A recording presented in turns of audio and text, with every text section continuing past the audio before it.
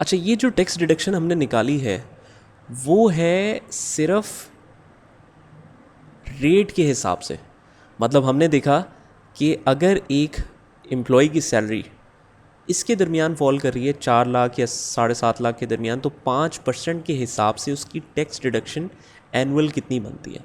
लेकिन कुछ कंडीशंस ऐसी भी हैं जिधर सैलरी उसकी ऐसे किसी ब्रैकेट में फॉल कर रही है जिस पे कुछ स्पेसिफिक फिक्स चार्ज भी आता है besides the normal tax deduction. उस सिचुएशन में क्या करेंगे?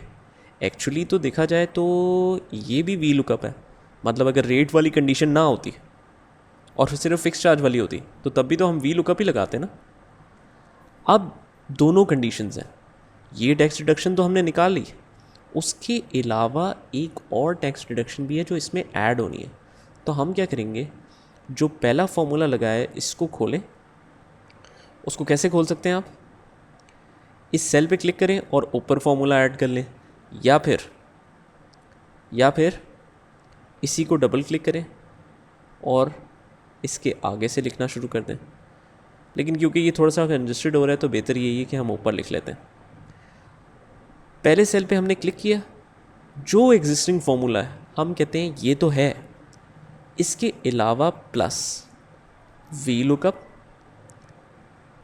एनुअल सैलरी, यहाँ से टेबल अरे भी टेक्स्ट टेबल ही होगा, और इस दफ़ा होगा तीसरा कॉलम और होगा अप्रॉक्सीमेट मैच या एग्जैक्ट मैच।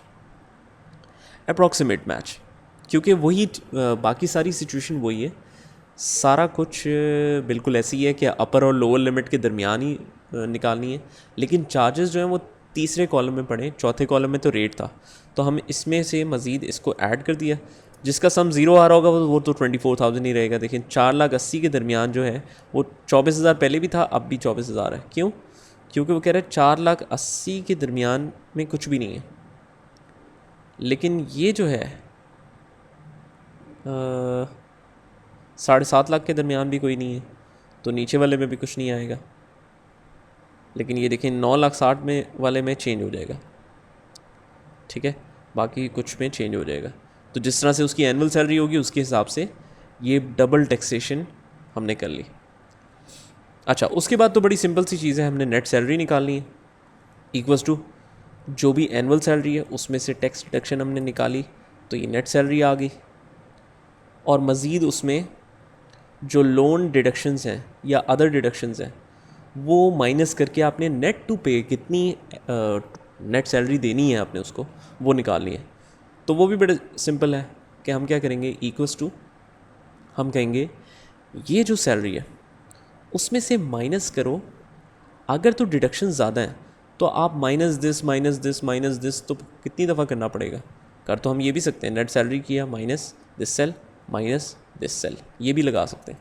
लेकिन हम माइनस सम ऑफ दिस भी तो कर सकते हैं।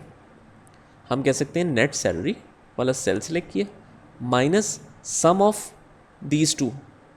ये करने के बाद हमने कर दिया एंटर। वैसे ब्रैकेट क्लोज करनी चाहिए, लेकिन अगर हम एंटर कर भी दें तो ये ख़ुद ब खुद ऑटोमेटिकली करेक्ट करेगा।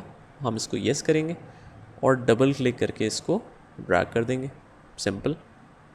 अगर आपको ये नहीं समझ में आ रहा तो आप सिंपल ये भी कर सकते हैं, आप कहीं equals to net salary minus loan deduction minus other deductions, क्योंकि अभी इतनी ज़्यादा डिडक्शंस तो नहीं है। मैंने तो आपको ये बताया कि अगर ज़्यादा डिडक्शंस हों, 4 हों, 5 हो, 6 हों, तो आप सम भी लगा सकते हैं। तो डबल क्लिक करके हमने ड्रैग किया, बस दैट्स इट। तो ये थी हमारी पेरोल से रिलेटेड असाइनमेंट। यहाँ तक हम आप कर लें, उसके बाद हम आगे चलते हैं।